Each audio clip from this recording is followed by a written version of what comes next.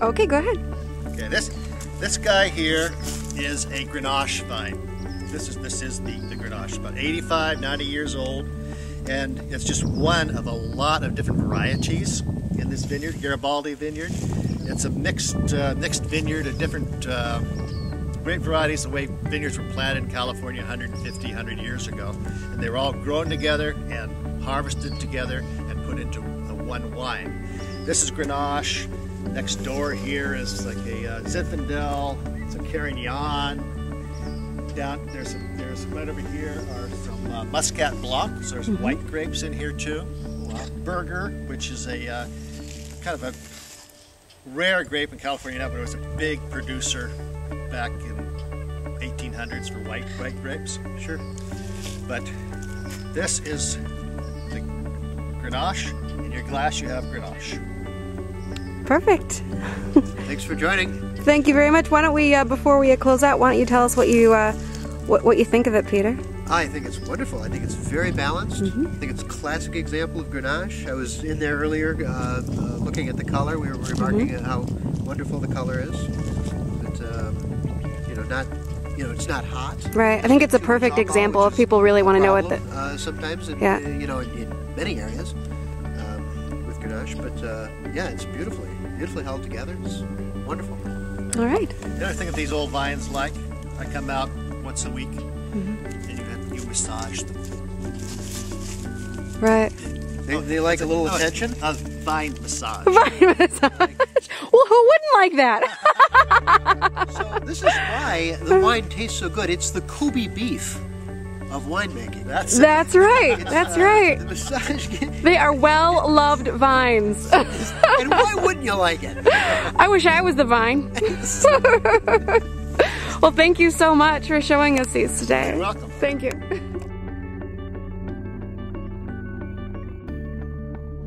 Yeah, we just drove past there. Originally up on the hill. That's great. Then I moved downtown, and Pinot Noir was my passion.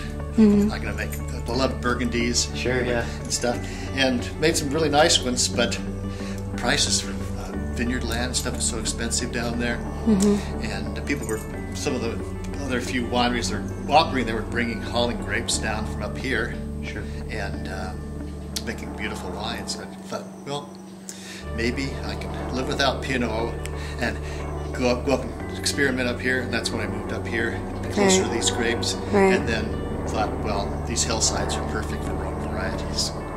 That's why I'm doing all Rhones now. Wow. And doing a beautiful job with them.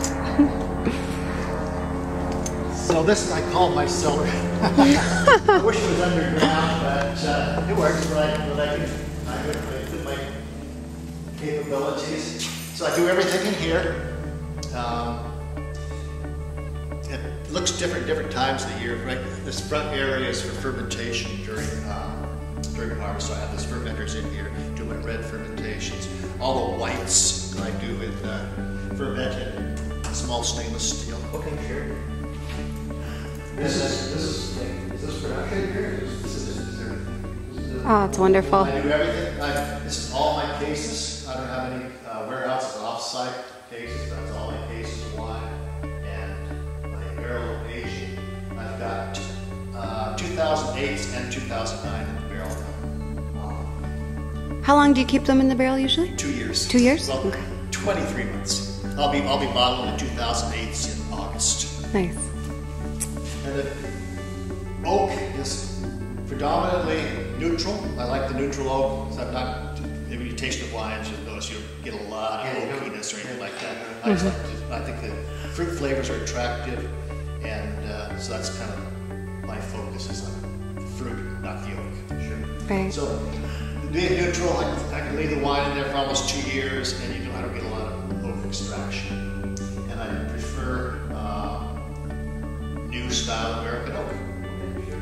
New style meaning when I first started, American oak was whiskey barrels without whiskey in it. But basically what they were making for whiskey distilleries into Kentucky, and they're just bringing them out here and sticking wine in them. Right. They're much different. But now the oak is Appalachian oak is my favorite. it's aged for 3 years in the rain, just like they do in France. The pores, the rain is real close. It's really nice wood, and then they're coopered in a traditional manner. Oh, it's just awesome. So this is where the magic happens. This is good. You're not going to wear yourself out and take a tour of this one. You're standing in one place, you can see it all. Right. Which is wonderful. So this is my workplace. During the week when I'm not in the tasting room, I'm in here or out in the vineyard. Beautiful. Wonderful place to be. That's awesome. Thank you so much for showing us this.